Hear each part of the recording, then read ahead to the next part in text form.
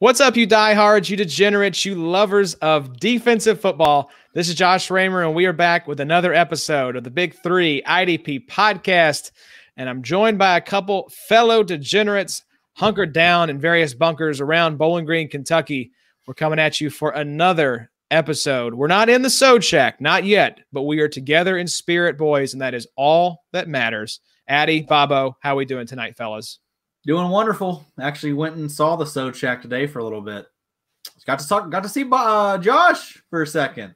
Yes, it is my house, and I happen to be home, so it was good to talk to Adam from a distance. Yep. A safe distance. Hug. Yeah, it was very, very, very sad. Very hashtag sad. Yeah, but it was good seeing you, man. I don't think I've seen. God, I don't remember the last friend I've seen. It's been a bit. It says this shit's the worst. Let's not kid ourselves. Yeah, I think it's because everyone is kind of secretly scared you have coronavirus, so they're just still like lingering. Got a cough, still lingering. You're like, Mom and Dad, I'll come see you, and I'll just like talk to you through the screen door. And like, no, Adam, just stay home. You know, we don't want you to catch anything. Mm-hmm. Yeah. Don't believe it for a second. Don't believe it for a second. Bobby, how are you doing, man? I'm good. I made burgers tonight out on the grill and brought them in, got them dressed and ready to go. Took a big old bite, and it was sausage. Oh no! So there you go. There you go. Quarter-pound sausage hamburger. That's what every man loves, just taking a bite of a big old sausage burger. Dude, it was weird. I'm gonna tell you, it was real weird. It sounds like it would work, but it doesn't work. Not at all. No. Doesn't sound like it would work. Yeah. I guess not. You know, what are we, 4 weeks into this, and I'm making sausage burgers at this point, and really nothing fazed me at all. I mean, I made them and ate them, and I was like, something's wrong here. Yeah. Like, this meat must have gone bad. Jeez. I think our brains are sausage burgers at this point. I will say, because we've had really nice weather. I think it's going to be a little colder here, but I was like, oh, let me get the grill going, you know. We can get some burgers going and stuff, and go to crack open the grill for the first time in probably like 8 to 10 months. There are cobwebs. The whole thing is rusted. I'm like, all right, I just got on eBay and ordered all new grill parts. So Daddy's going to have him like a whole new grill come here at the end of this week. Like pile wall? Yeah, whole new grill and grill. Addy knows what I'm talking about. He was a big Paul Wall fan back in the day. Smile for me, Daddy. That candy paint drip. Sure. Oh, fellas. Well, it's good to be back here talking a little football, talking a little defense. We just got done a little earlier recording a segment with the one and only Mike Woellert, who is going to be joining us regularly on the pod. So we'll have that for you all here in just a little bit. But tonight we're going to be doing a lot of draft talk. Boys, I don't know if you knew this, but it's draft season. Oh, we have a visitor as well. So it is draft season. Apparently, the NFL is preparing for a virtual draft. They're going to be doing some mock drafts. So I kind of wondered about that, Addy. Do you think they're just going to have like fake player names, and they're just going to read off the pick off of like a card of like who their fake draft pick is in this mock draft? Yeah, I don't know what they're going to do, man. I can't wait to see it all unfold, though, for sure. I said, we're definitely going to see somebody's going to get hacked. We're going to see someone's penis. We're going to hear someone fart or swear or use some kind of derogatory language. Like, it is absolutely going to happen, and Twitter is going to have a field day with it. I can't wait. I can't wait for the team that's like, we'll take Tristan Wirfs. Nah, he's gone. All right, we'll take Isaiah Simmons. Guys, he's gone 3 picks ago. Adam Gase, you need to get it together. Pay attention, man. So we have a guy at our draft for the back of the VIP, Cameron, who is always gets just fall down drunk and does that exact thing of like trying to pick people that have already been picked. And so we have to wonder who is going to be the Cameron of this year's NFL draft, where they're just making an absolute fool of themselves. I'm going to go with Bill O'Brien. Yeah, now watch Bob just come in and crush this whole virtual draft because we just continue to clown on him. I just am so looking forward to Dave Gettleman being on Zoom and the camera like being, cutting off like the bottom half of his face or something. Yeah, true. We know how technologically literate old Dave is up in there in New York. So it is going to be an absolute wild card of an NFL draft, and I'm here for it 100%. Yeah, who cares how it turns out, man? We need something. We got to have something. That's right. Yeah, it's technical glitches and all. Bring it on. Should be fun. It'll be good to have some kind of sporting event for the country to rally around and watch all together. Who knows? They may have their highest rating in years just because people are so starved for any kind of sports content. That's what a draft podcast I was listening to was talking about, how it's going to be like a presidential address. Like you're going to be able to watch it on like HGTV. It's going to be on True TV. They're going to have it everywhere. Yeah. And I think some GMs, I think that, the thing that really is hurt in all this is kind of the ability to trade. So I think a lot of contacts and stuff probably need to be made now. If you've got guys that you're looking at that you might be willing to trade up, so many spots. I think a lot of the GMs and stuff have asked for maybe an extension of time in between their picks and stuff as opposed to like normal time, just so that if, I don't know, whoever goes in whatever position, somebody wants to try to trade up, they've got a little bit more technological time to try to figure all that stuff out. Yeah, here's the thing though. You look at those war rooms and what are like, especially when they do like the behind the scenes documentaries. Like I remember watching the one for the Colts a couple years ago. Mm-hmm. And when teams are making trades, they're picking up the phone.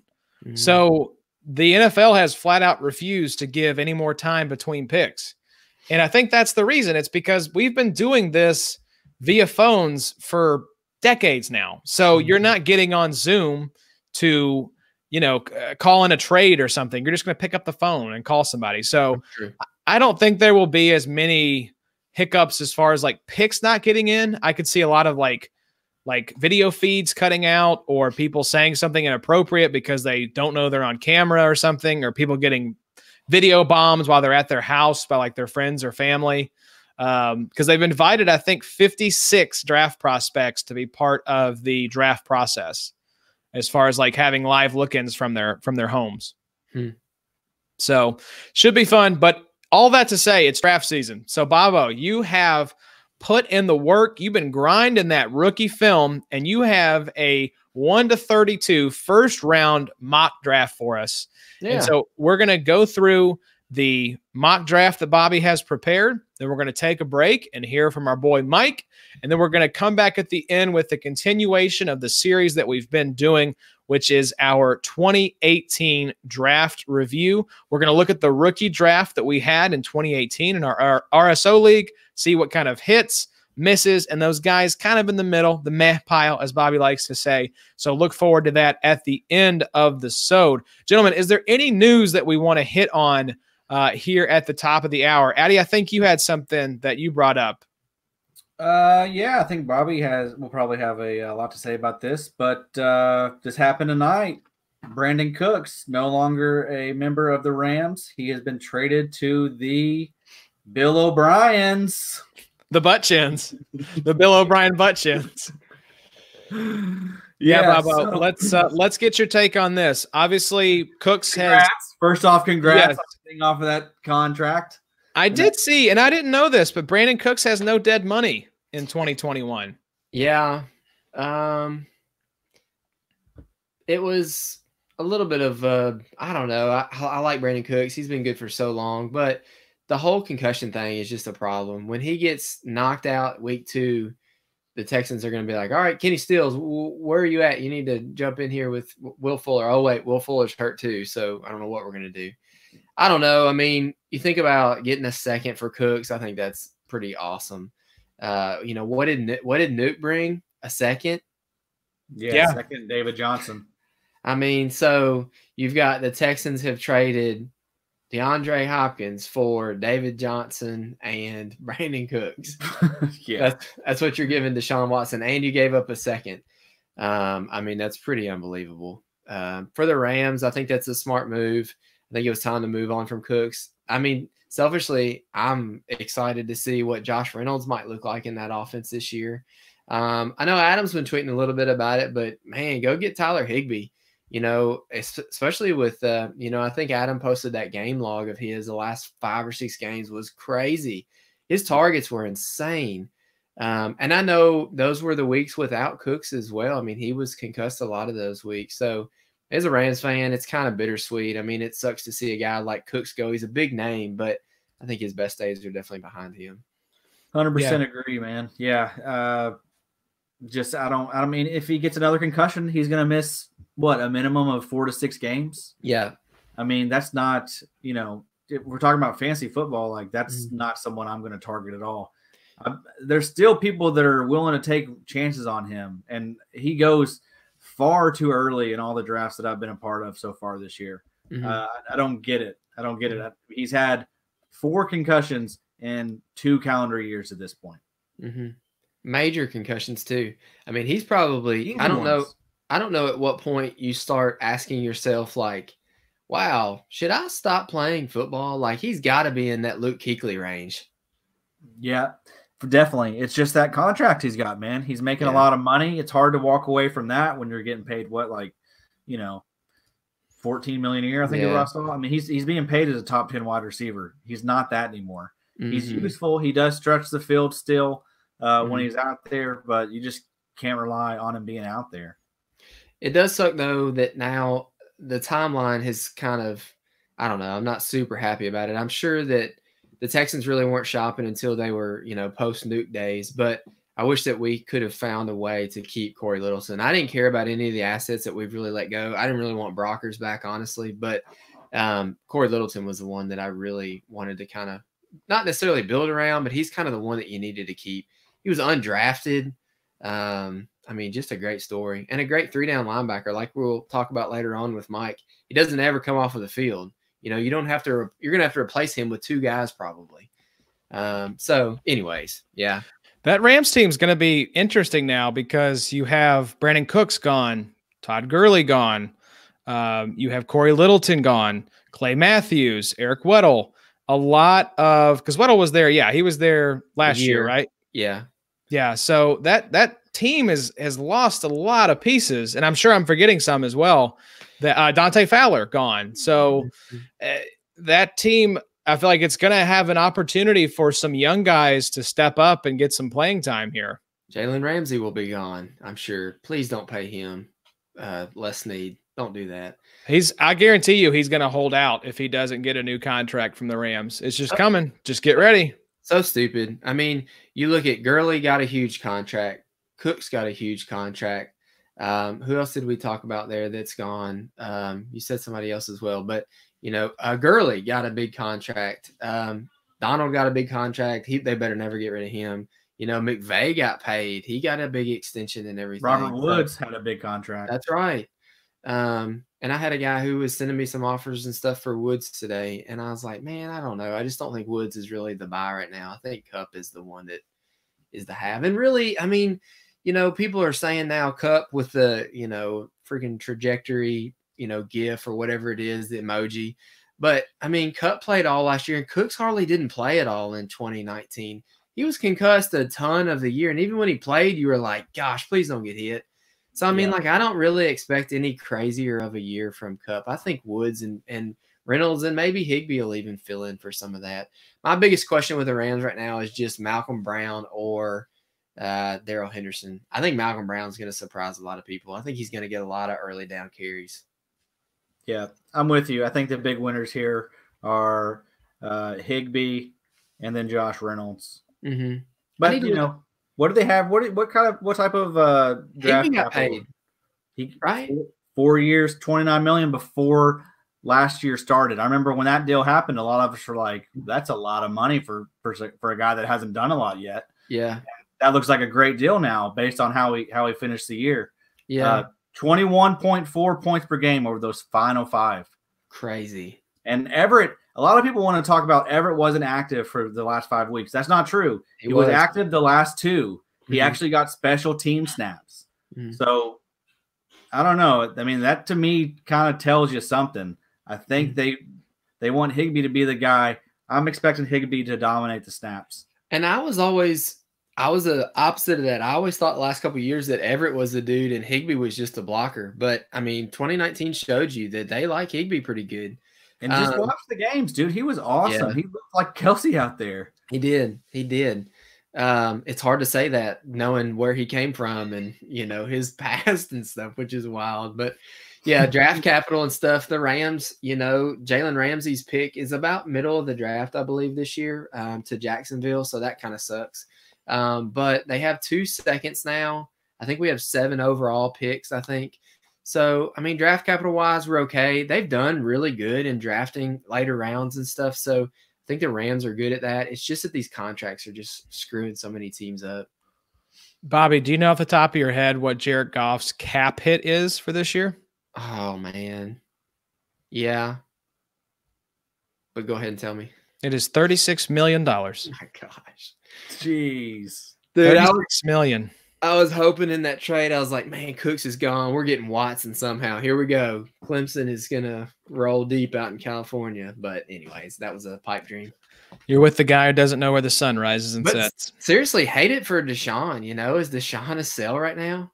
You going to trust him to throw to Will Fuller, Kenny Stills, and Brandin Cooks all year? I don't think you would get the value for him that you would want. And yeah, he's just one of those guys I trust to kind of like Luck in those early years where he just elevated the absolute trash that was around him. I think Watson's that kind of superstar. Yeah, I think, you know, all these trades, we've made fun of them and everything. They've taken on a lot of bad contracts. But honestly, they're probably going to be pretty decent next year. I mean, it's not going to be that bad of a football move for 2020 just because, you know, they've lost DeAndre Hopkins, but they also have brought in Randall Cobb, now Brandin Cooks. They have Will Fuller. They have Stills. They have some of these young tight ends. Kahale Warring, I'm excited to see him. And David Johnson now who can catch more balls. Their O-line's better.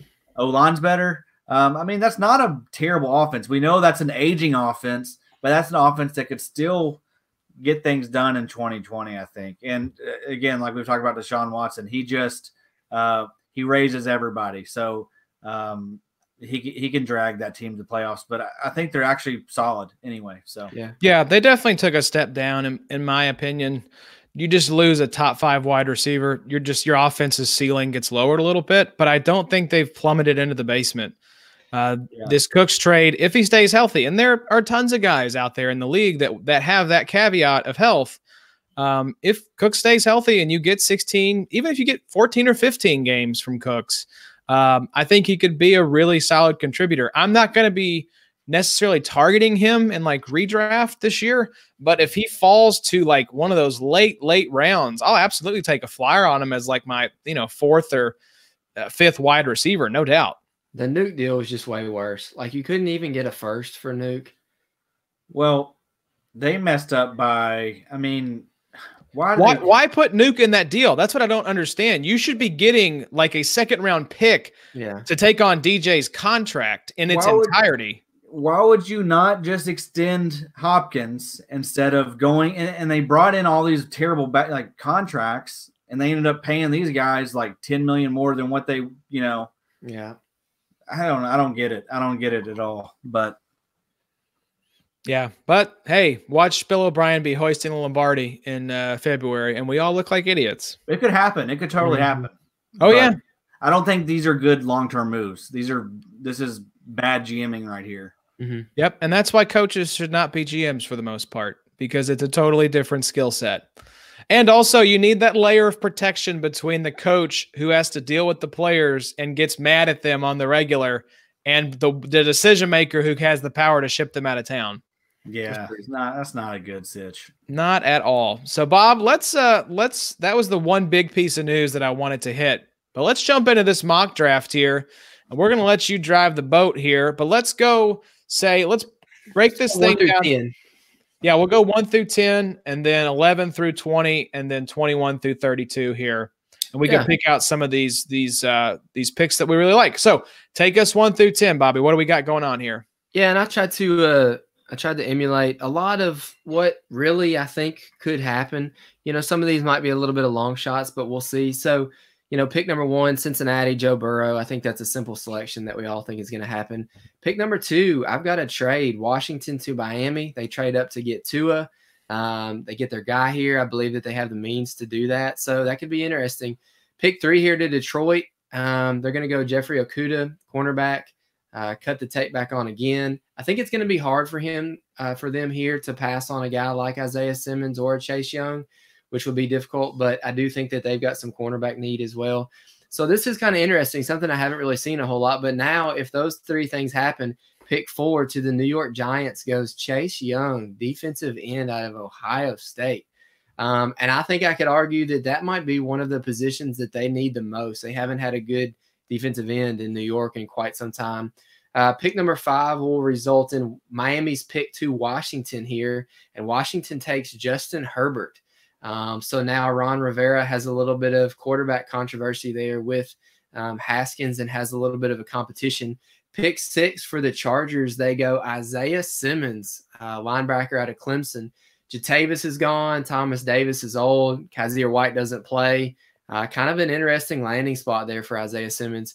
Pick number 7 to Carolina, Jedrick Wills, offensive lineman. I think for a new coach with CMC and with Teddy Bridgewater, protection is going to be probably key for that running back and for the troubled knee, Teddy.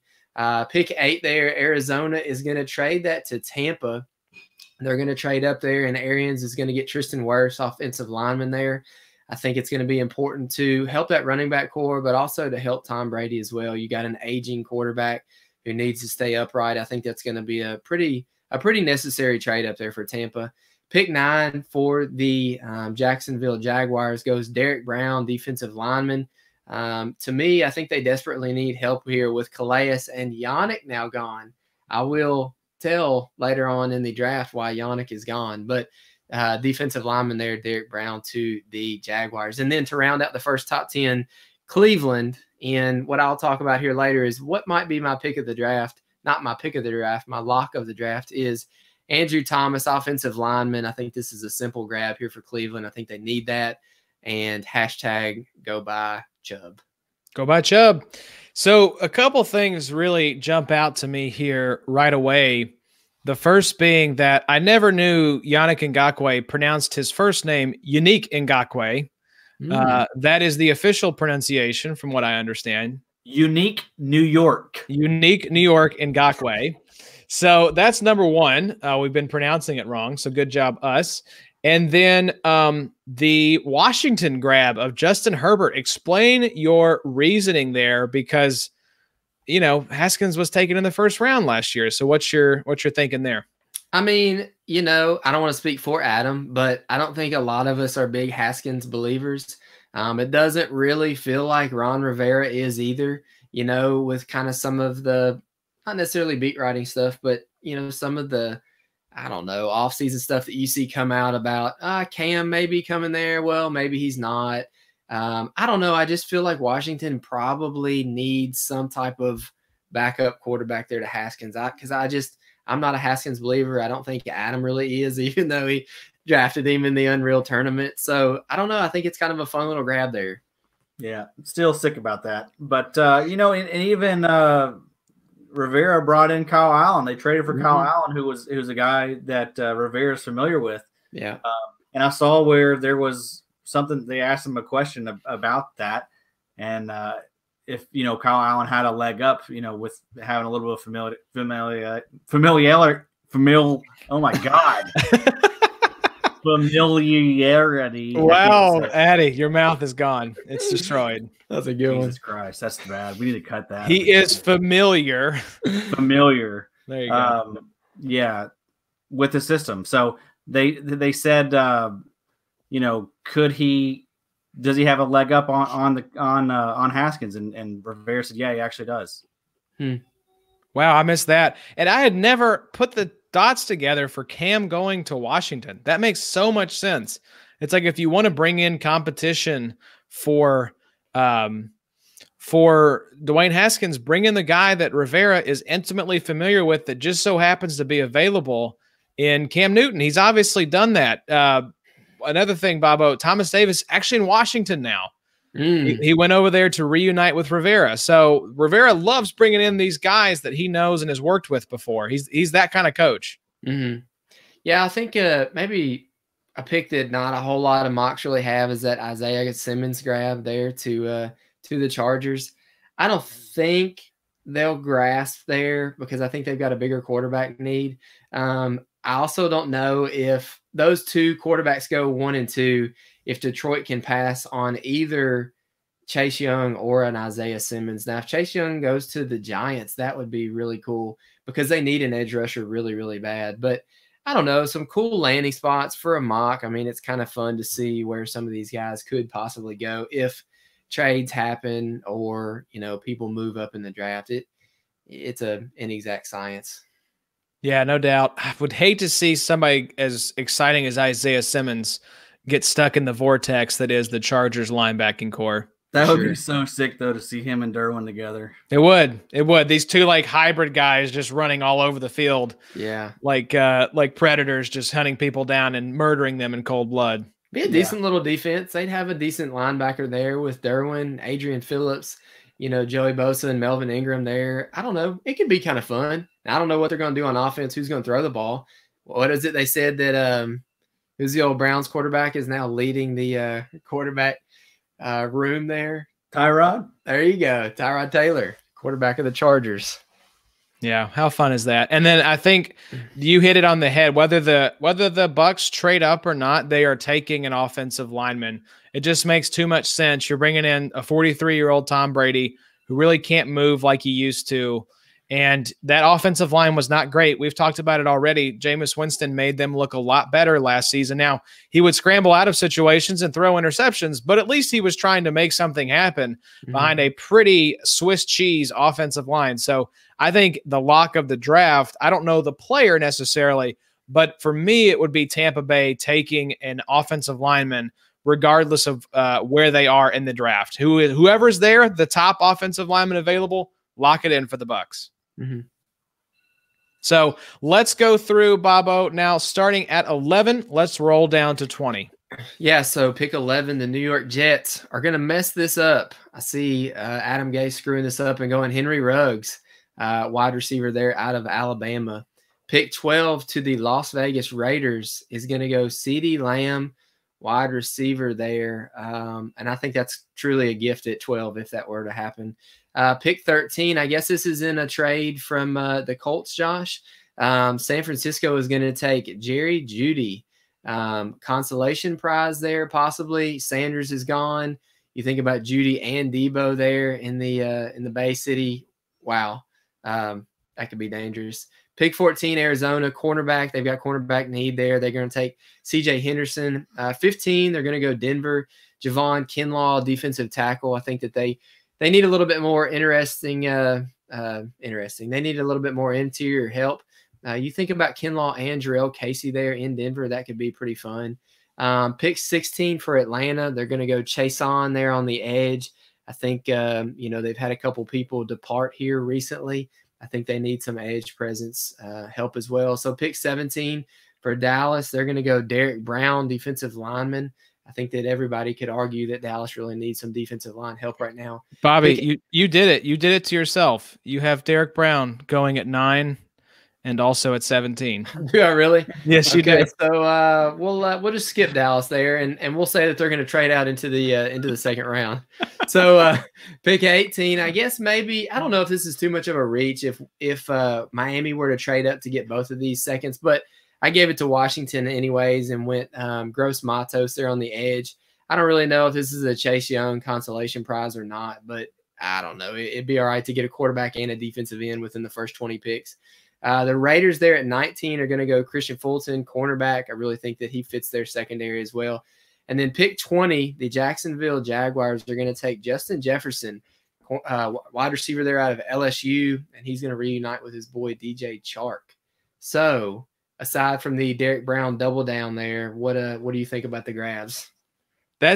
I'll start here. This just makes me sick looking at this because 100 times out of 100, I'd rather have Jerry Jeudy or CeeDee Lamb or even Henry Ruggs on a rookie contract with the wide receivers we have behind T.Y. Hilton than a $20 million defensive tackle. I'm sorry. I know this is a defensive podcast and we love defensive guys. And we love DeForest Buckner, Josh. Yeah, Buckner's great. Buckner's great. But Buckner's now making $20+ million. And we could have had, I'll give you the comps. I heard this on the Around the NFL podcast, and it almost made me wreck my car in a ditch as I was driving home. They said, give me the comps for CeeDee Lamb, Jerry Jeudy, and Henry Ruggs. And I can't remember who went with who, but basically the comps were Amari Cooper, DeAndre Hopkins, and Tyreek Hill. So that was from a coach that Peter Schrager had talked to, a very respected veteran coach as far as his comps for those three guys. And I'm pretty sure the CeeDee Lamb comp was Hopkins, and that the Ruggs comp was Hill. And so that would leave the other one there as Jerry Jeudy, as the Amari. So it makes me sick to think that we could have someone of that caliber. But not that I'm mad about having Buckner. You look at the opportunity cost, man, it just hurts my heart. Because we need help behind T.Y. And T.Y. is 30 years old. You'll be all right, bruh. You got 3 second-round picks. This is a crazy deep wide receiver draft. Ballard knows what he's doing, man. Trust Ballard. You'll be all right. I think you'll be happy with some of those second-round wide receivers that are available. Mm-hmm. But if you guys got Denzel Mims or Michael Pittman. Yes, Michael Pittman. I mean, Donovan Peoples-Jones. I'd be fine with those. It's a really deep wide receiver draft. Adam's right on that one. Yeah, I will say the other comp I saw was from Player Profiler, had the comp for CeeDee Lamb. Did you see this, Addy? No. The comp was Jerry Rice. Gosh, that was a reach. So there you go. So just thinking we have a chance at that guy. Yeah, we can get a second-round guy. But anyways, that was my takeaway. Kind of makes me sick. But go ahead, Addy. What are your takeaways here from the second portion of this? I think we pretty much hit them all. I don't have the doc open, so I can't really look and see. But Addy, I do love your prep. It is second to none, and you are irreplaceable. This is Bobby's show tonight. Bobby's gonna be steering this one. I'm just here to, Ers and ahs. Yeah, absolutely. We'll finish the first because Adam will probably have a couple of things to say about some of these Minnesota picks. So the 21st pick I have in a trade from Philadelphia to Jacksonville. In this trade, Philly is going to be acquiring Yannick Ngakoue, and Jacksonville is going to be taking AJ Epinesa. So I don't know, maybe a bit of a reach there for Yannick. I know they were really wanting a first. I think they should probably settle for a second. But Yannick there for a first would be interesting to see, at least in the digital draft that we're going to go through this year. So the 22nd pick for Minnesota is going to go T. Higgins, wide receiver out of Clemson. The Diggs replacement kind of is going to begin there for 2020. Pick 23, Zach Bond, linebacker, kind of edge guy there out of Wisconsin. It just kind of feels like that prototypical white guy, New England, Bill Belichick edge guy there.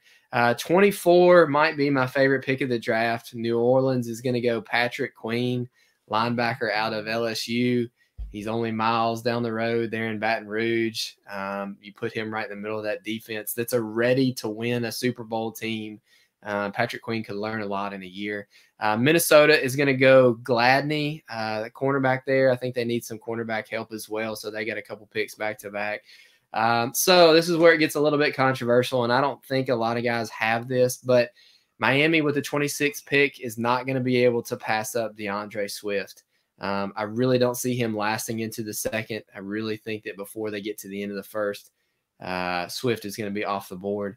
I think that Seattle pretty typically trades out of the first. So with the 27th pick in the draft, Indy is going to trade into the first and grab their guy, Denzel Mims here. So maybe the TY 2.0 replacement there is going to begin. Not to say that TY is, over and done with, but it's definitely time to grab another guy. The 28th pick in the draft, Baltimore gets Mekhi Becton, the offensive lineman out of Louisville. A little bit of a replacement there to Marshall Yonda. I really actually kind of low-key love that pick there. The 29th pick of the draft, Tennessee is going to pick Jalen Reagor, the wide receiver out of TCU.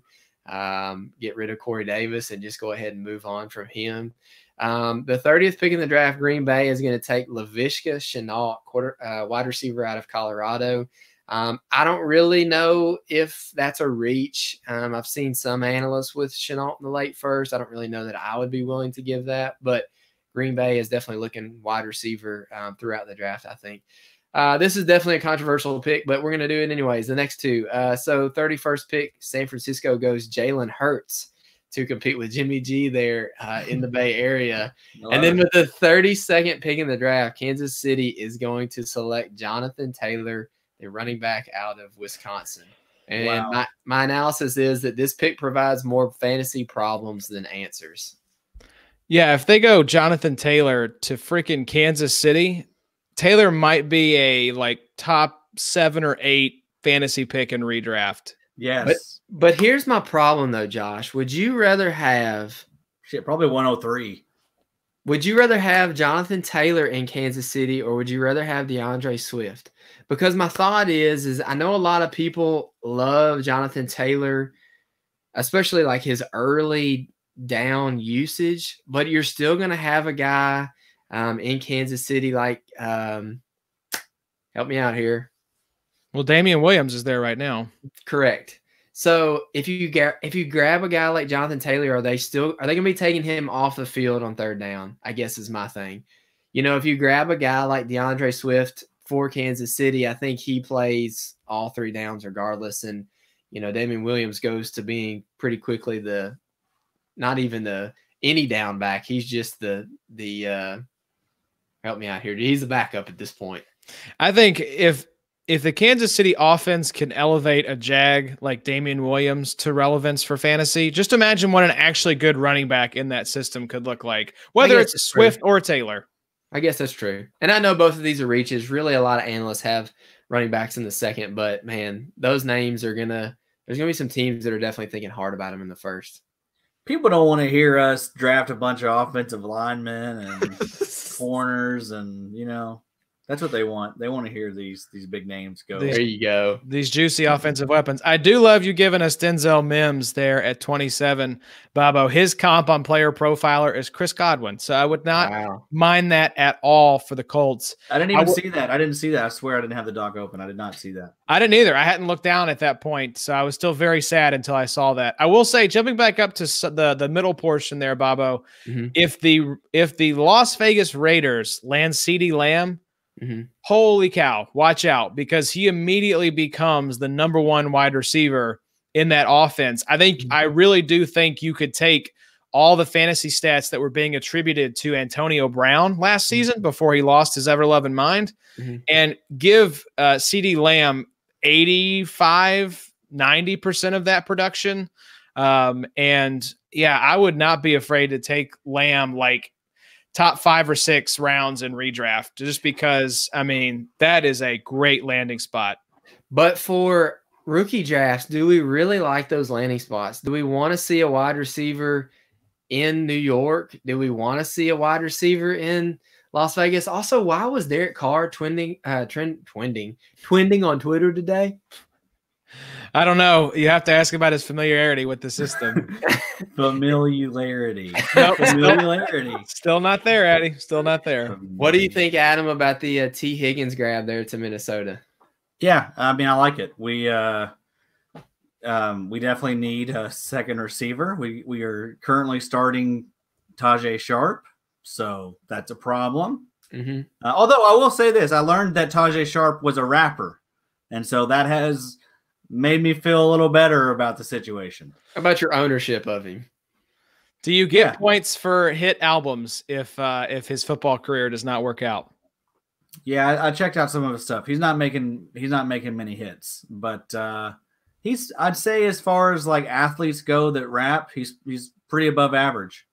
Nice. I got to keep it banned, bro. This ain't it. So IDP wise, I love Patrick Queen to New Orleans there. That's money. I think that would be awesome. I don't know that that's gonna happen, but it's definitely fun to think about. DeAndre Swift there to Miami. I guess we like, I don't know what y'all's thoughts are if you pair up DeAndre Swift and Tua. They've got Preston Williams, they've got the old Cleveland Brown, the other wide receiver there. Anyways, Mike Gesicki as well on top of the other receiver I can't come up with. There's some fun ones. I like Mekhi Becton pick as well. Jalen Reagor to Tennessee would be fun. I don't really know about Laviska. I think that would be a reach for him. Jalen Hurts. Let's say Jalen Hurts goes to San Francisco. I think Shanahan's probably looking for some type of a Jalen Hurts role for that offense. I don't really know that Jimmy G fits the offense that Shanahan really wants to run. Yeah, I would say you called yourself out a little further down in the doc. You said, what was your get out of here, Bob pick?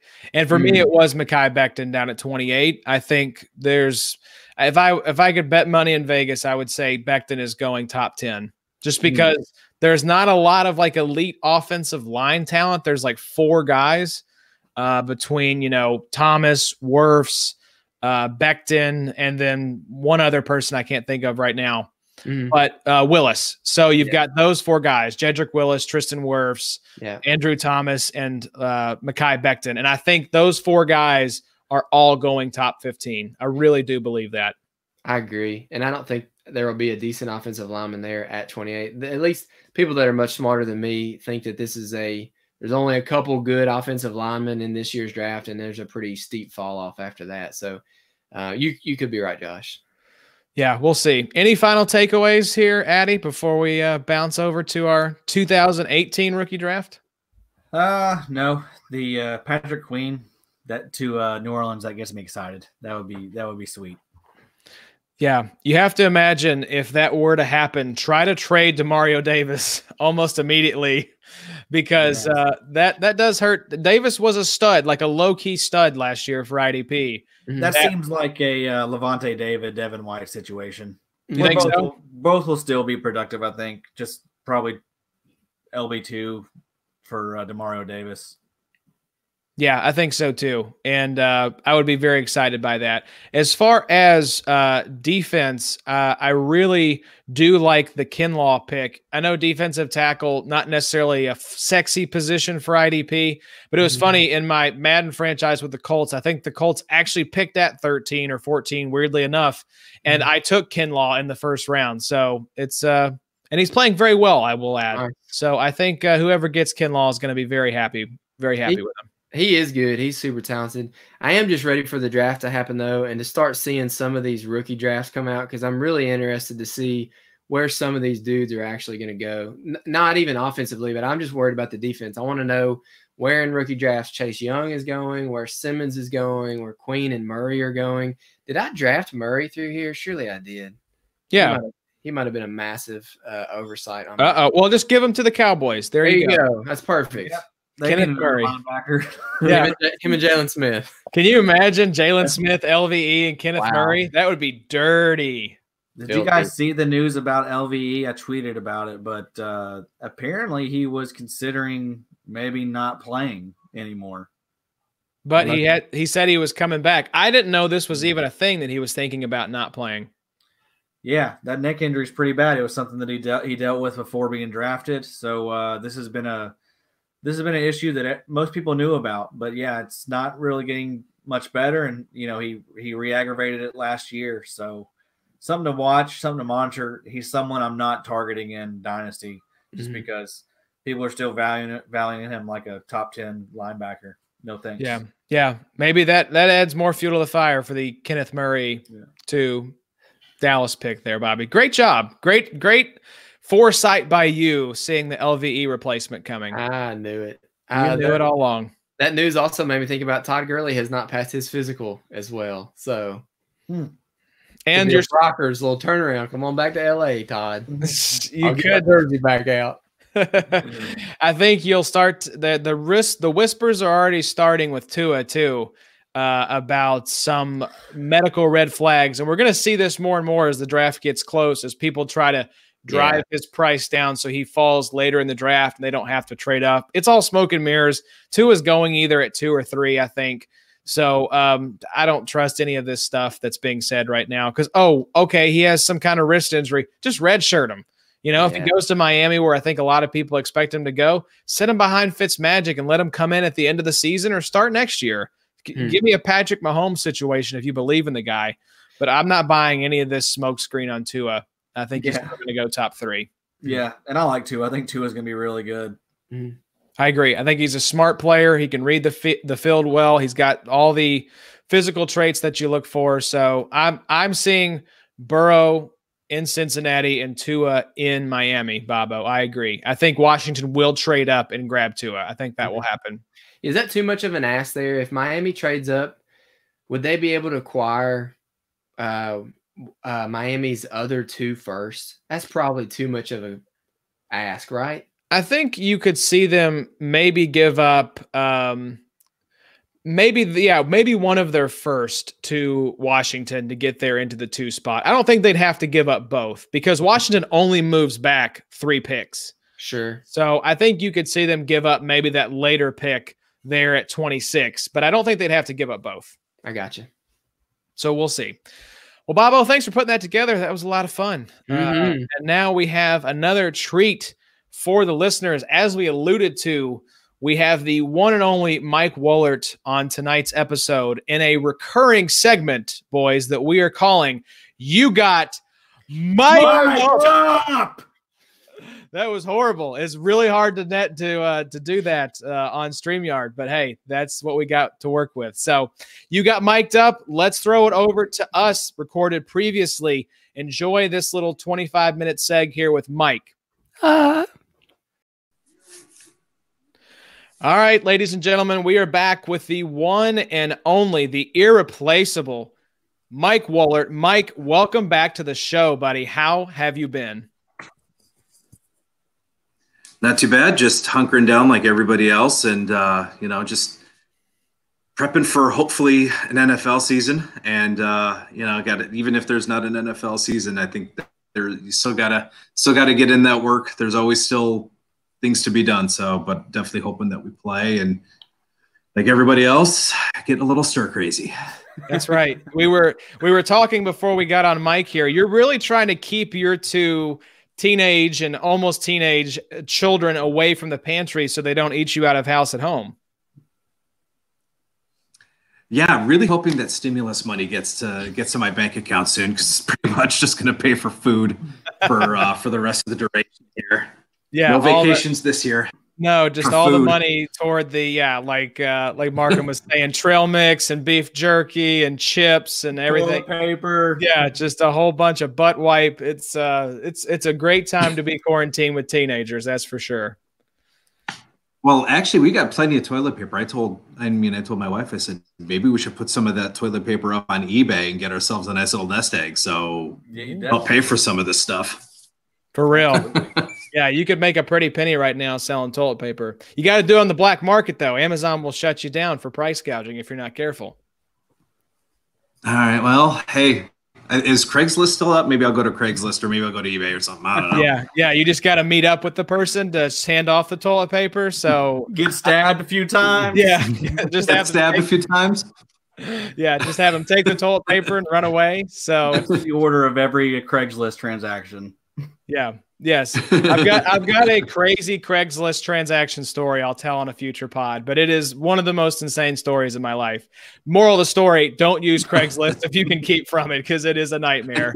Yeah. So, Mike, we're really happy to have you back. This is going to be our new regular segment called You Got Mic'd Up, and we're going to have a nice intro coming into this where we're all going to yell, so everyone will have heard that at this point. It's going to be very nice. But we are really excited to have you on. We're going to be kind of putting a bow on a previous segment that we had done last time you were on the show, talking about some of the ideal free agent landing spots for some of the big names in IDP. Obviously, free agency now is almost a month old at this point, which is crazy to think about. There's still some guys sitting out there, Everson Griffin, Jadeveon Clowney, but most of the guys have signed deals at this point. So we wanted to get you back on to hit us with some of your favorite landing spots for these IDP guys. So let's just start wherever you'd like. What were some of the moves that you liked coming out of this free agency period? Well, right off the bat, I really liked where Blake Martinez landed. Leaves Green Bay, goes into New York, where he'll virtually have no competition for tackles. I mean, who's playing alongside him? David Mayo, Ryan Connolly, really no one at the safety position that is really a viable threat to take up some of that tackle share. You'll probably have Antoine Bethea, you'll still have Jabril Peppers, but really it's pretty much going to be the Blake Martinez show, I think, in New York. And I know everybody makes fun. Oh, he always tackles 5 yards past the line of scrimmage. He doesn't do this. Like, you know what? He's a decent player. And you know what? For IDP, I'll just take the 150 tackles that he gets every year and his top 5 finish every year. I mean, that's really what you care about. So don't listen to, oh, you know, he can't do in coverage. Or, you know, you care about the tackles and the plays that he makes. So I definitely like where Blake Martinez landed this year. Yeah, for sure. Do you see any kind of drop off from his Packers heydays as far as tackle numbers or IDP finish? He's consistently been a top 5, top 6 guy. Do you see anything changing? I mean, in the system, no. I think they're going to continue to utilize him. I think they're decent up front to where he can keep clean and where he can get to where he can make tackles. So, you know, if we're looking for redraft, I mean, I'm probably going to have him right there in my top 5 at the linebacker position again this year. Very nice. All right. What was another move that you liked? Obviously Joe Schobert. He leaves Cleveland, which still don't understand. They had the cap space. I don't know why you just don't keep a veteran player. But you know, it's not my money. But he goes to Jacksonville. He should slide right into the middle linebacker spot there. They don't really have anybody. Miles Jack, who is probably the least efficient tackler I've ever seen in my life. He'll probably move back to the strong side. I see Schobert going right back into the middle. He should call the plays. So really like where he landed, and he's definitely still going to be top 5, top 6 linebacker for redraft. I don't see really, again, any type of a drop-off. Pretty smart guy. You know, missed tackles were less of an issue. I think he finished with under 20. I think he finished with 15 this year, which was a nice drop off because I think he had 23, 24 the previous season. So getting a little better from that standpoint. So I think another linebacker 1 finish is in store for Schobert. Wow. Yeah, I know he was very high. I think linebacker 3 or 4 in our RSO league. And it seems like the first 2 picks here, Mike, are high finishing linebackers that really landed in primo situations. Yeah. And then with another one, I think you're going to have to take on a little bit of risk, but I think it could be worth it. You got Christian Kirksey. He goes from Cleveland over to Green Bay. And what I like about this is he reunites with Mike Pettin. So Pettin knows his skill set, knows where he's capable of playing. So again, familiar with the defense is certainly going to help him. And obviously with Blake Martinez gone, and you have guys like Oren Burks who still can't play healthy. You know, the Packers traditionally were playing 1 to 2 linebackers. So Kirk said, hey, did she have an opinion? Or, you know, right, some laundry to do. Right. She's a big Kirksey fan. No, but but I mean, Green Bay typically played 1 to 2 linebackers. Kirksey's going to be, I think, the 3-down linebacker here. It's obviously his health concerns, but I think that could lower his price. So I think you might maybe get him at a linebacker 2 price, and you're going to get someone who can finish easily as a linebacker 1 in most leagues. Wow. Yep, I love that.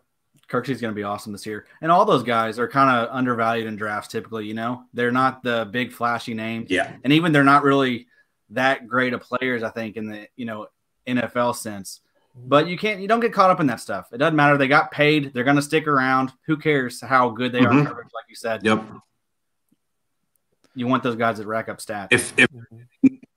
If he's playing 95% of the snaps, that's really what you need. So, and I think if he can stay healthy, I think he's easily going to be the 3-down backer, and I think he's easily going to play 90 to 95% of the snaps. But you definitely want to hedge your bets with Kirksey, right? Because that's been the story forever with him. Tons of potential, talented player, great opportunity, but just always hurt, which sucks. Yeah. Yeah.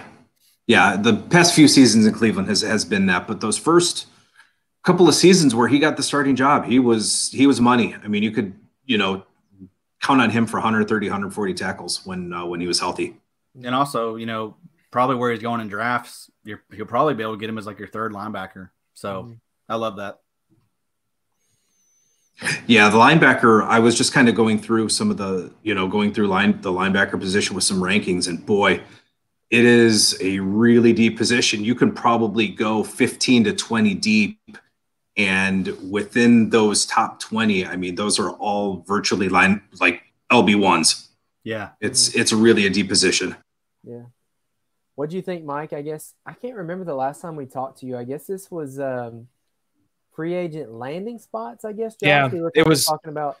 It was back before free agency. It was the week before. So I guess selfishly, I've been thinking a little bit today ever since the Brandin Cooks trade. Now LA is off of all of that terrible cap that we could have paid Corey Littleton to stay. So I'm kind of selfishly like, I'm all right with the second. That's a little bit helpful, but I would much rather have just been able to keep Corey Littleton.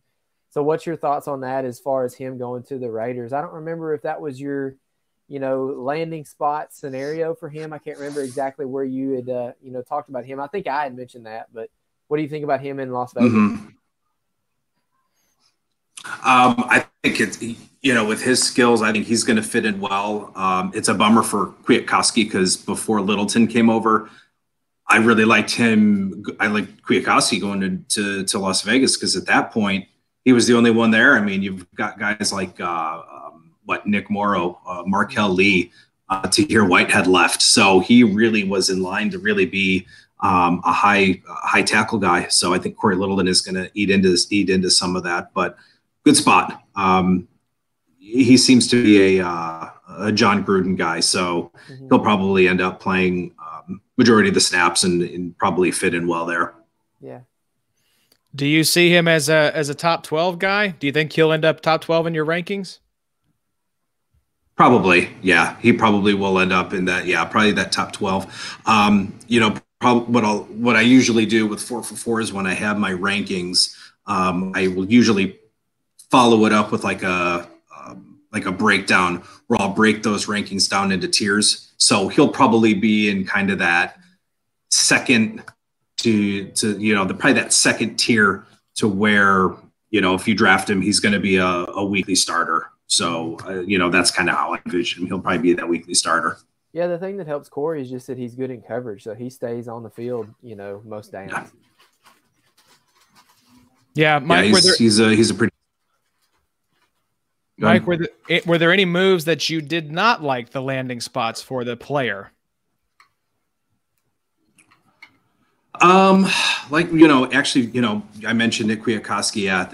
That was kind of a bummer with Littleton coming in. So, he's going to get some of that tackle share eaten into. So I think he went from what I thought was a borderline LB1. It probably falls to an LB2. I don't like where Robert Quinn went to. Good player, good pass rusher. He'll certainly help Khalil Mack, but from an IDP standpoint, I don't like in most cases, obviously if you're playing ESPN, this doesn't really change much for you. But if you're playing on my fantasy league or if any leagues that have him as he's going to switch to a linebacker. So that kind of hurts his IDP value a little bit, playing at linebacker instead of defensive end. And although he didn't go anywhere, I think Jordan Hicks got hurt with Devondre Campbell. The Devondre Campbell signing. So I think it's still a good spot for Campbell, but it definitely is going to hurt Hicks's value in that I don't see him repeating last year's numbers where he got 150, 160 tackles. I'll let someone pay for last year's numbers, but I think Devondre Campbell is going to eat into some of Jordan Hicks's numbers. Mike, what do we think about Deion Jones with Devondre Campbell leaving town? I've got Deion Jones in my initial, I've got him ranked as my fourth linebacker. I think sky's the limit. I think he's going to return to his I'm going to take advantage of his injury because I think he's another one that I think people are going to kind of shy away from. But you've seen his numbers. He has the capability of putting up the numbers. And with Devondre Campbell gone, I mean, really, who's his competition? I think he's got Foyesade Olawunde. I don't even know how to pronounce his name. So again, as long as Deion Jones is healthy, he's going to be. I think he's going to return to the elite. Love that. Rise up. Let's stay in that same division and on Adam's team and talk about Shaq Thompson. I know to hear Whitehead there and everything with him now. What's your Shaq Thompson take for 2020? I think he can still be a top 10, top 12. That's probably where I'll have him.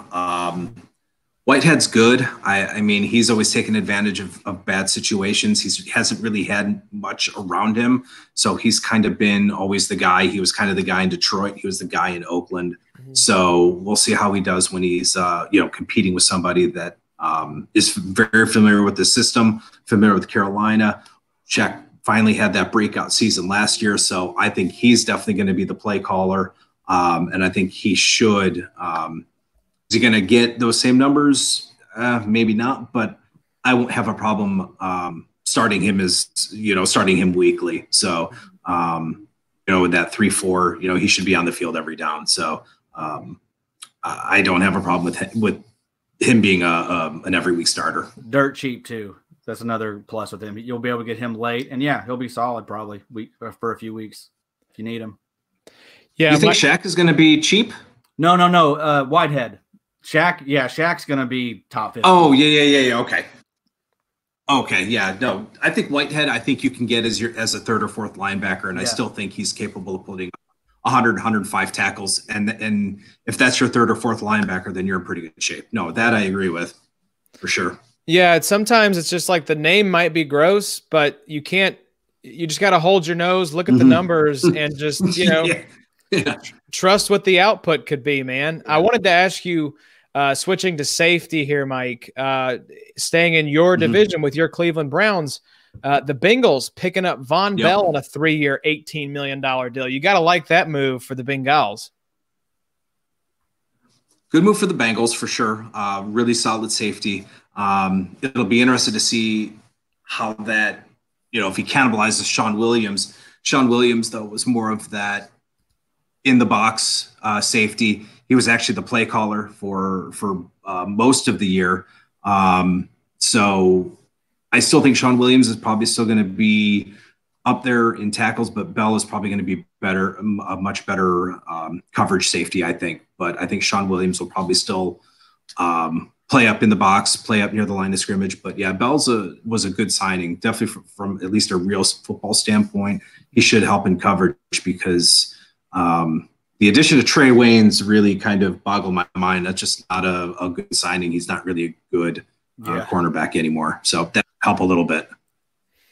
Yeah, it was weird. They took both the Viking safety or cornerbacks, didn't they, Eddie? Yeah. Really weird move. But yeah, they gave him a lot of money too. They gave Trey Waynes $42 million, 3 years. He's not worth that. That's absurd. I thought it was 4.2 million and not 42 million. They gave him 42, man. They were paying a lot of people. Well, let me ask you. Oh my God. I mean, and me and Mike actually had this conversation on Twitter kind of about this. That's kind of why I thought that maybe Von Bell signing with them meant that Williams could be cut just because of how much money they've been spending. And I think by cutting him, they would free up $4 million, but I don't think that's probably going to happen just because their depth at linebacker is bad. Yeah. I mean, and plus, like I said, he was the play caller. So, I mean, he would be a tough one to cut. I mean, as much as we're probably all thinking Jermaine Pratt's probably going to break out, I don't see him ready to really take over the defense. So I think that, I think it might just be worth it to keep Williams around for the veteran presence and the fact that he knows the defense. Careful, Mike. That's one of my boys. Oh, Jermaine Pratt? Yes. He was saying he was complimenting I like him too, but I was complimenting him, but it's his second year. I don't know if I'd be ready to hand over the keys just yet. Top 5 LB this year, Mike. Eddie's taking these moon shots. Hey, I wanted to ask you as far as beefing with other analysts here, Mike. I'm looking at the free agency recap list that Evan Silva put out over on Established to Run, and he had Malcolm Jenkins being an a huge upgrade, he said, over Von Bell. And I don't know about that. Do you think that Jenkins is an upgrade over who they lost in Von Bell? I mean, you're getting certainly an older player. I don't consider him much of an upgrade. I mean, Jenkins, tough player.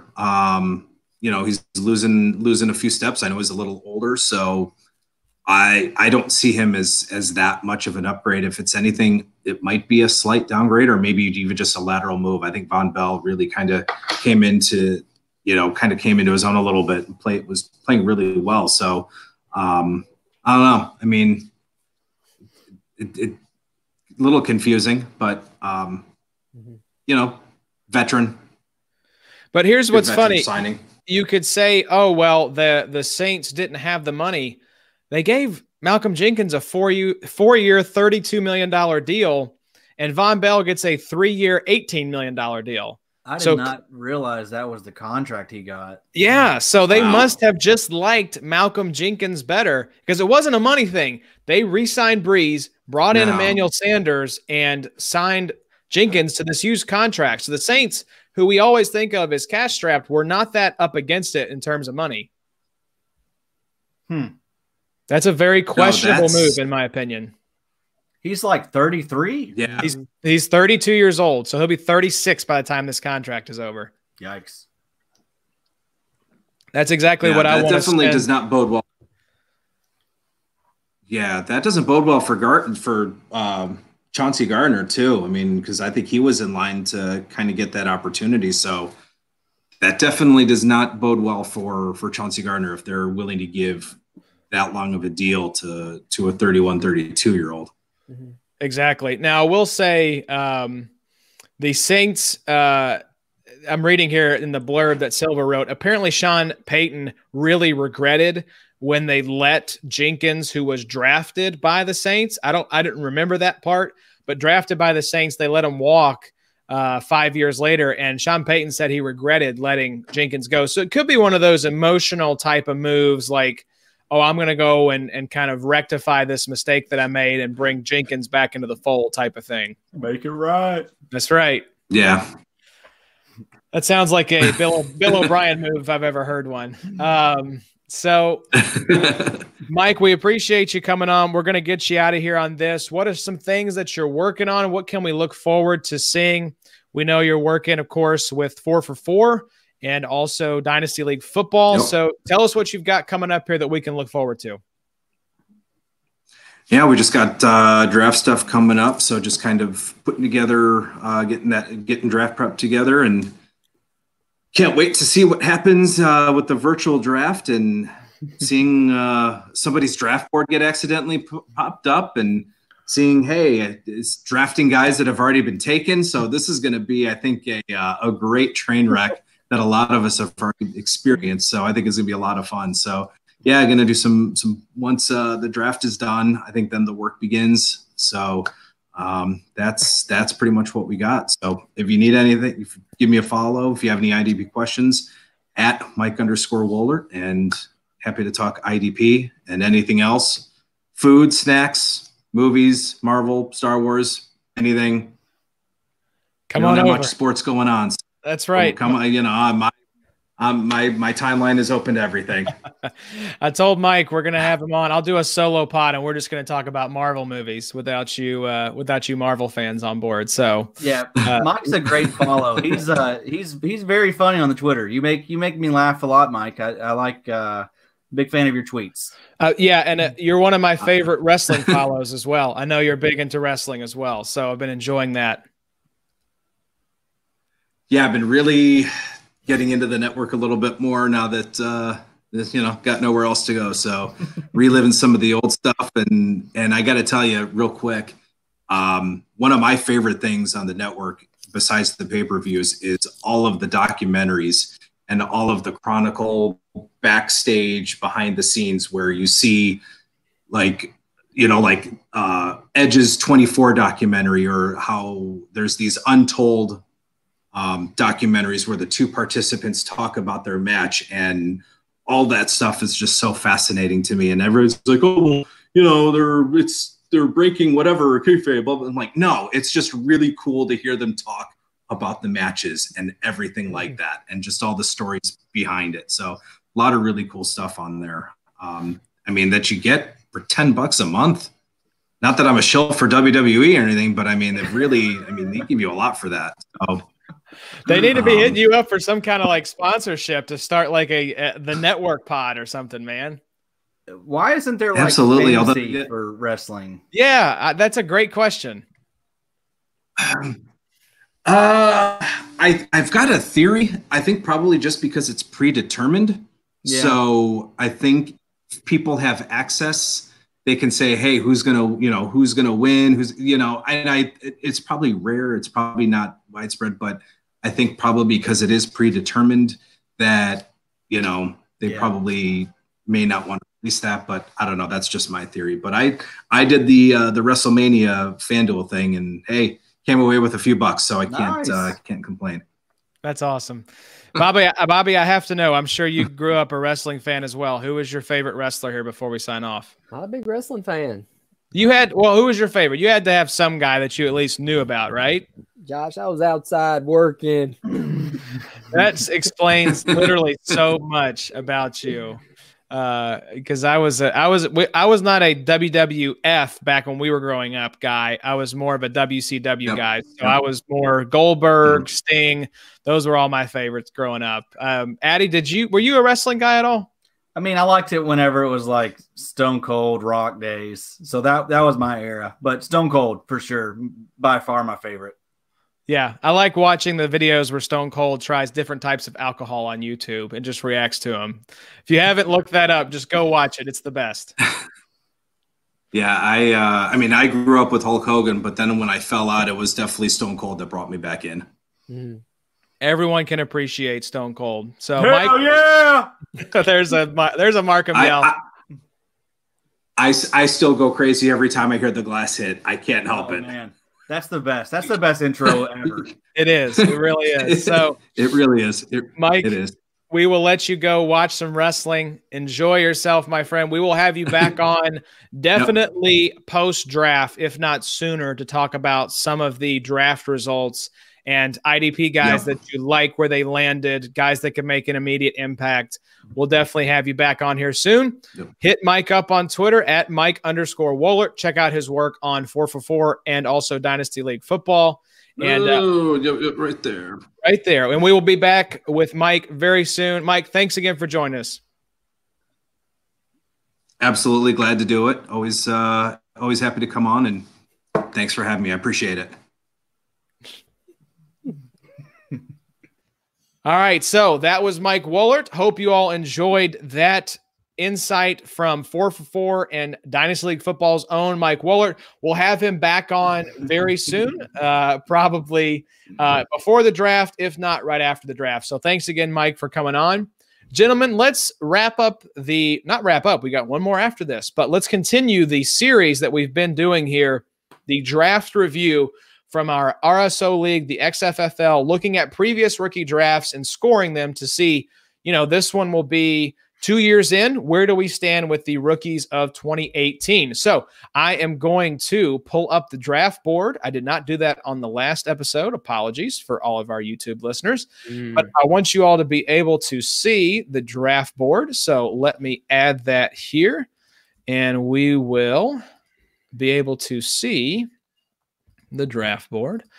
All right, so gentlemen, there is the draft board, and we're going to start up here as we always do in the first round. This is famously remembered as the Saquon Barkley draft, but as you'll see, things got a little bit grim after we got past old Saquon there at the 101. So I'll read it. You guys have not seen my breakdown on these picks yet, so we'll discuss live on the Sode and see what you boys think. So starting at the 101, Saquon Barkley, Darius Geis, Rashad Penny, Calvin Ridley, DJ Moore, Ronald Jones, Sony Michel, Nick Chubb, Royce Freeman, Bradley Chubb, Michael Gallup, and Cortland Sutton rounds us out at the 112. So, gentlemen, the breakdown that I had, and tell me if you all agree or disagree, we'll start with the hits. Saquon, DJ Moore, Nick Chubb, Cortland Sutton. Would you all add or take anyone away from that list of hits from the first round? I think I'd go ahead and put Gallup as a hit. Mm-hmm. So the issue with this is, these guys, they've only been in the league for 2 years. So some of these guys still are going to break out potentially. But yeah, I mean, Gallup would probably be the guy I consider moving up just because he was really good last year. He was almost as productive as Amari Cooper. Yeah. So that's worth something. Bobby, what about you? I just traded for Bradley Chubb. I think Bradley Chubb would be a hit, just not in the first round. He's probably a great third or second round pick here. I'm a little more concerned about DJ Moore moving forward. I'm not sure that Teddy can really sustain a wide receiver one. I think on the Ballers today, they had him as like he was the 10th wide receiver on their 2020 rankings. I don't know. I'm just a little bit concerned there. But I mean, yeah, we're getting better. This first round is pretty nice. Is this the best 101 that we've had so far? Yes. Yeah, I think because you had Corey Davis go instead of CMC in the 2017 draft, and you had Zeke. So, I mean, yeah, you could argue Zeke versus Saquon. I wouldn't fault anyone who said Saquon over Zeke. Mm-hmm. But I will say, as far as, the DJ Moore, this will be a very interesting season because I think you have an upgrade in terms of quarterback with Teddy Bridgewater coming in. Mm-hmm. You have potentially an offensive genius in the guy that Matt Rule brought in to run the offense there. So I think it could be a situation where we're projecting a little bit toward the upside, but I don't know. Do I think DJ Moore finishes the season as wide receiver 10? I wouldn't want to be making that bet, but so far as where he's been drafted, he's had a really nice 2-year start to his career. Yeah. So the meh pile, these are guys that haven't been bad, but haven't been great so far. We had Calvin Ridley, Sony Michel, and Bradley Chubb were the ones that I had on the meh pile. I think Ridley could move up to the hit pile. I agree. I think he had 6 to 8 touchdowns probably last year. He was good. Yeah, with Ryan, they throw the ball a lot. I think he could move up as well. Still kind of waiting on Geis to see if he can stay healthy. You've got Bryce Love behind him, ready to take his job at any moment. Rashad Penny has shown some, bright signs of maybe showing some stardom. Again, just can't stay healthy. I guess maybe a bigger question. I'm a Freeman owner. I hope he gets moved at some point just with the mess that they've got right now. And then are y'all Rojo buyers this year with Brady? Not at all, especially since Arians has come out and said they're going to target a pass-catching running back. Yeah. I get you off, Addy. I'm not going to buy him. I'm not going to go out and buy him because I think people that own them, they're going to try and sell them to you for like no less than a late first or something. Like it seems to be that's what people are expecting. And I don't know that I'd buy him for a second either. But I do think like in your redraft leagues and even dynasty, like he's worth like a late stab just because even if they do bring someone in, we know how often these guys get injured. I mean, so he could have a shot at the backfield to himself, at some point throughout the year. And what if it's at the end of the year and the fancy playoffs? So yeah, he's definitely worth an ad. That offense is going to generate a lot of touchdowns there. So yeah, for sure. You want pieces of that offense. I think that's my thing is that I think he could get some early down usage. And then if they're wanting to bring in a pass catching, running back, then Rojo could see some early down or some goal line usage. I think there's some fantasy value to him this year, but I think he's fine in the bus pile. You're really not happy if you drafted any of those guys in the first. No, not yet. And this could turn around. This is to say we're not declaring these guys as this is a open and shut case. These guys are busts and they will forever be bust. These guys could all turn it around, but just thus far, they have not returned value after taking them in the rookie draft. So second round, this is another round that I think we'll see some debate on. So starting at the 201, Christian Kirk, Kerryon Johnson, Baker Mayfield, Naheem Hines, Anthony Miller, Josh Rosen, Tremaine Edmonds, Roquan Smith, James Washington, Lamar Jackson, Rashaan Evans, and Dallas Goedert at the 212. So the hits, fellas, I had were Tremaine Edmonds, Roquan Smith, and Lamar Jackson. I don't think anyone would argue with those three being hits, but would you all move up anyone from the meh pile I had here? Christian Kirk, Kerryon, Baker, Nyheim Hines, James Washington, Rashaan Evans, and Dallas Goedert. Does anyone deserve to be up in the hit pile from that list? Addie, we'll start with you. I mean, I think Goddard and Kirk both should be up there just because they're second round picks. I mean, I think those are nice picks for where you drafted them. What do you think? What do you think, Bobby? Are we moving them up? I think Kirk is going to see more usage this year. I don't think now Arizona is going to draft a wide receiver. I think Larry's going to be great. It's going to be fun to have Nuke there, but I think Kirk is going to be your slot guy this year. I think he's going to get some more looks, and they don't have a tight end really of any type of name. I think Kirk will see more there in Arizona. And then Goddard, we all know that we're big fans of Goddard. I mean, I'm still a fan of Kerryon. As long as he can stay on the field, I still think Kerryon has a good career ahead of him. James Washington, I think, has been passed by Deontay Johnson. I think we all like Nyheim Hines as like a nice flex play, but yeah, he's fine in the MAC category. I just hope we don't see Baker in the bust category in the next couple years. I'm a little bit worried about that. Yeah. I don't think we will. I'm a huge Baker believer. I would be shocked if we're looking back a couple years from now and saying, man, Baker at the 101, what a bust. Yeah. I think he's going to get his career back on track starting this year. So I agree. I like Baker. I think he could be moved up as well. Yeah. So you think Baker could be moved to be a hit? Yeah. And same with Kerryon as well. Kerryon still is only 23, probably 24 once the season starts, but I mean, he's still super young. They haven't brought any guys in through free agency. We probably can assume they will through the draft, but even so, Kerryon's been good when he's out there. Mm-hmm. All right, so we moved up Christian Kirk, Dallas Goedert, Baker Mayfield, and Kerryon Johnson to the hit pile, leaving Nyheim Hines, James Washington, and Rashaan Evans in the meh pile. And then for bust, I had Anthony Miller and Josh Rosen. It's fine. Yeah. But let's not forget about how late and how awesome Tremaine, Roquan, and even Rashaan Evans really are. Late second draft picks, those are unbelievable. Well, the best is yet to come here in the third round. So let's jump into it. The 301, Mark Walton, Leighton Vander Esch, Mike Gesicki, Kiki Kuti, Dante Pettis, DJ Chark, Marcus Davenport, Derwin James, Minka Fitzpatrick, Traquan Smith, Equanimous St. Brown, and at the 312, the pick of the draft, Darius Leonard. Wow. Taken by our dude, Lauren Lucas, there at 312. So, obviously, in the hit pile, fellas, we got to go with DJ Chark, Derwin James, Minka Fitzpatrick, and Darius Leonard.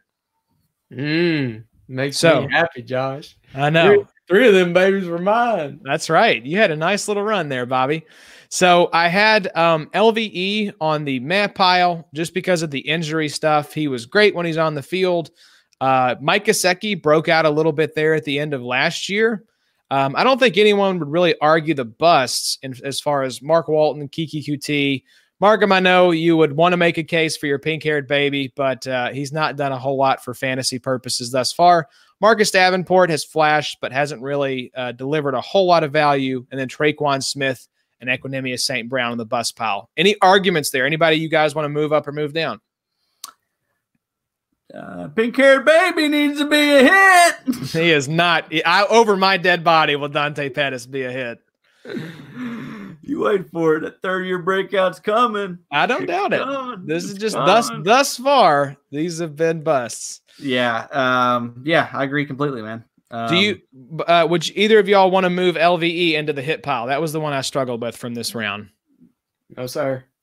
Yeah, I think he's been solid. He just hasn't been. I mean, third round, though. That's the thing. I know. Yeah. As a third round pick, he probably has been just because you could have gotten a first, but think about some of the trades we saw going last year for LVE. I mean, people were moving him up. Yeah, definitely willing to throw out some firsts for him. Mm-hmm. Yeah, because you could have sold him at some point and gotten good return on that third round pick that you had. You still could too. I mean, if someone's not aware of the recent news, and even so, some people are willing to take risk on that stuff. Yeah. So let's look fourth round here, fellas. There's some nice names in this list. So at the 401, Mark Andrews, Hayden Hurst, Vita Vea, Sam Darnold, Harold Landry, Maurice Hurst, Mason Rudolph, wow, Lorenzo Carter, Sam Hubbard, Kalen Ballage, Deshaun Hamilton, and John Kelly at the 412. So the hits I had, 2 really clear hits here. Mark Andrews, Adams tight end 1, and then Sam Hubbard, who I think finished inside the top 5 or 6 for defensive ends in our league last year.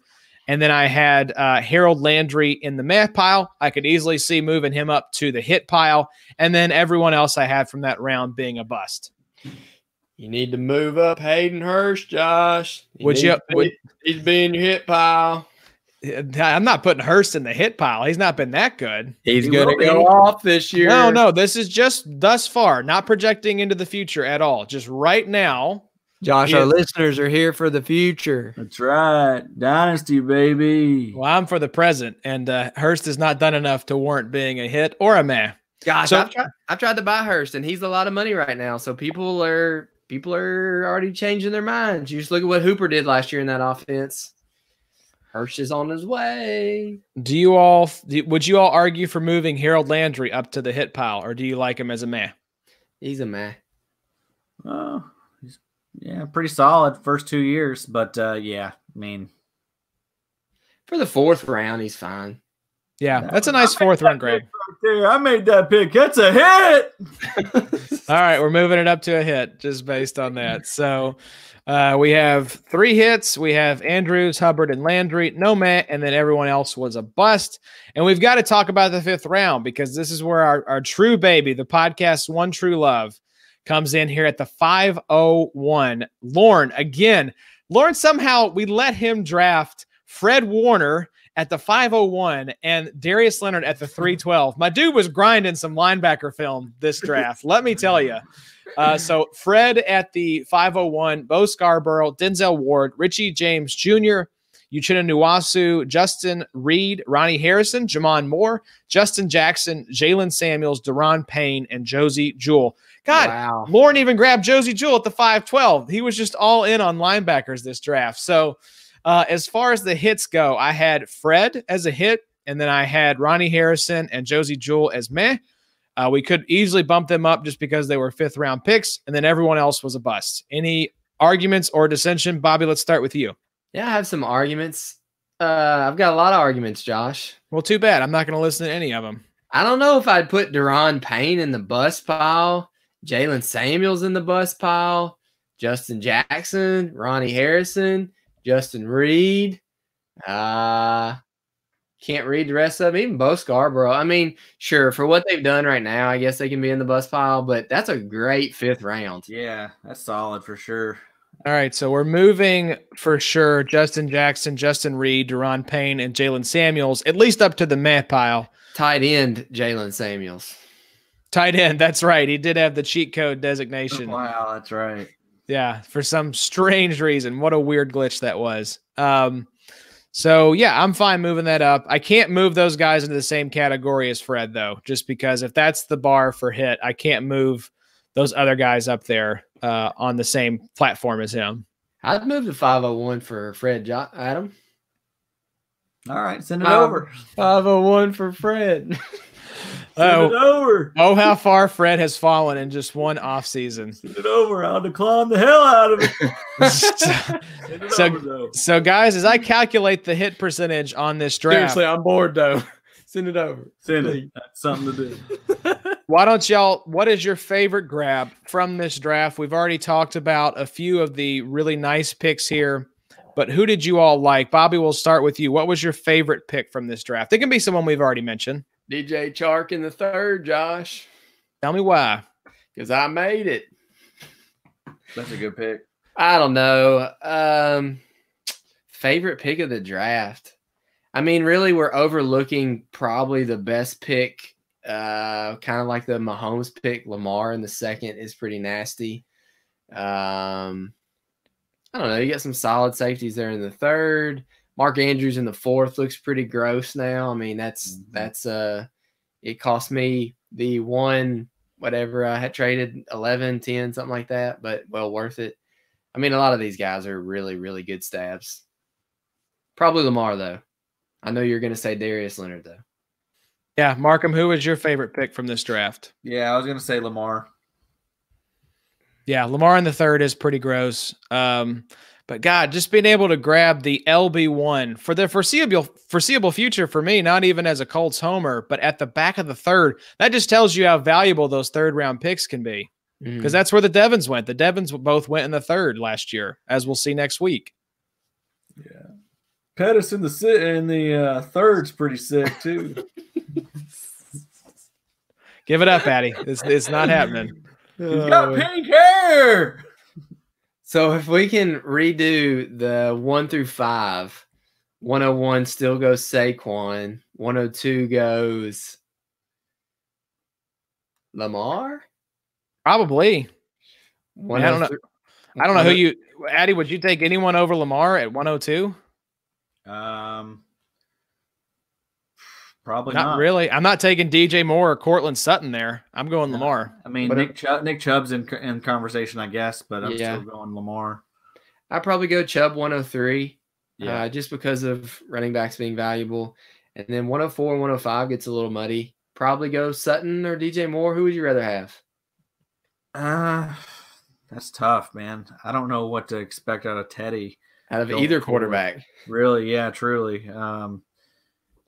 I guess DJ Moore. I think maybe the dynasty community values him more.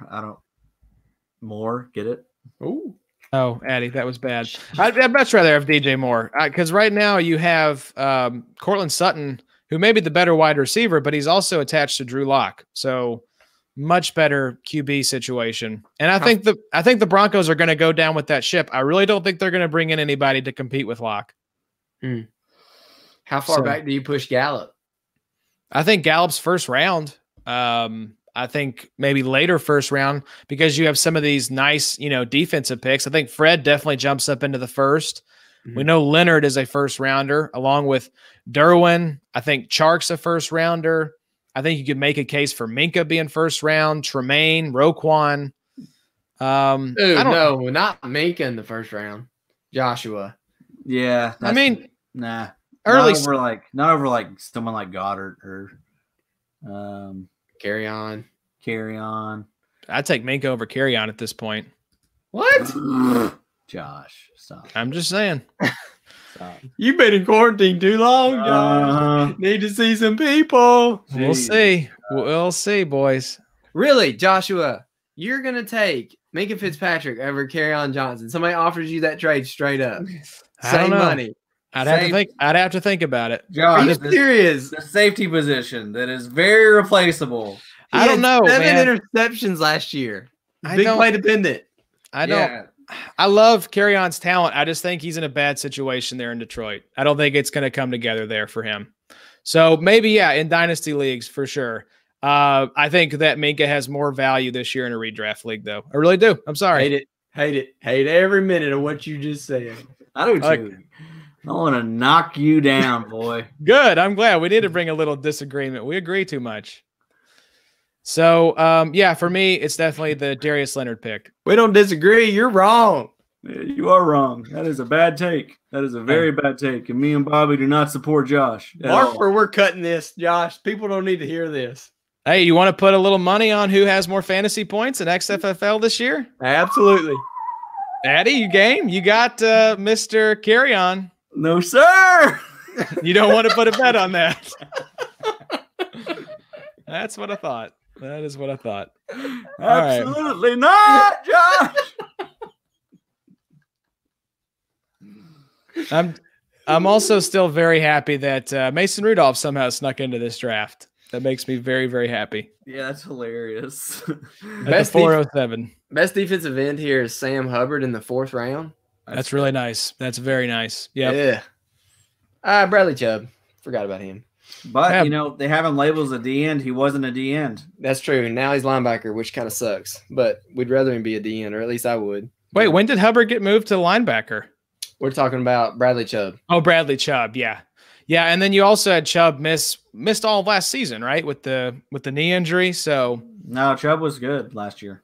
Chubb's been you're talking about Bradley Chubb. Yeah, it's weird because we have the Chubb bros going in the first round. Yeah, this was the Chubb draft, and then next year we have the Devin draft. The Devin draft. Yeah, just a lot of weird names going around here. So let's put a bow on this, fellas. So the hit percentage, it went way up because the previous drafts were not this good in terms of the hit percentage. So just as a reminder, the first year we had a 20% hit rate.